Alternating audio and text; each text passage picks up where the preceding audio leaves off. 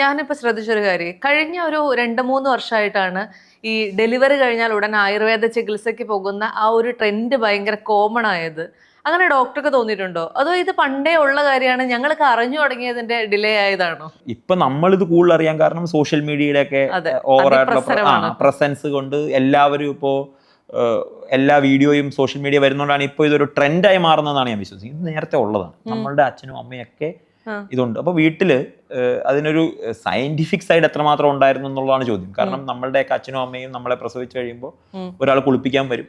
അത് നമ്മുടെ നാട്ടിലുള്ള ഏതെങ്കിലും ഒരു ചേച്ചിയായിരിക്കും. ആ ചേച്ചി 7 ദിവസം വന്നൊരു പാവിരിച്ചിട്ട് നല്ലോണം നമ്മളെ തിരുമ്മി കുളിപ്പിക്കുന്ന ഒരു പതിവുണ്ട് നേരത്തെ.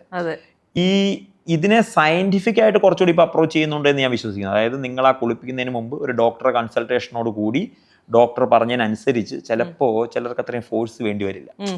അപ്പോൾ മറ്റേത് കുറച്ചുകൂടെ ചെയ്ത് പരിചയത്തിന്. പക്ഷെ ഇതിനൊരു സയൻസിന്റെ ബാക്കപ്പ് ഉള്ളത് കൊണ്ട് കുറച്ചുകൂടി നന്നായിട്ട് ഇപ്പൊ സയന്റിഫിക് ആയിട്ട് ഇത് ചെയ്യുന്നുണ്ട്. പിന്നെ രണ്ടാമത്തെ ഒരു കാര്യം, ഇത് ചെയ്തില്ലെങ്കിൽ ഉണ്ടാവാൻ സാധ്യതയുള്ള കോംപ്ലിക്കേഷൻ ഉണ്ട്.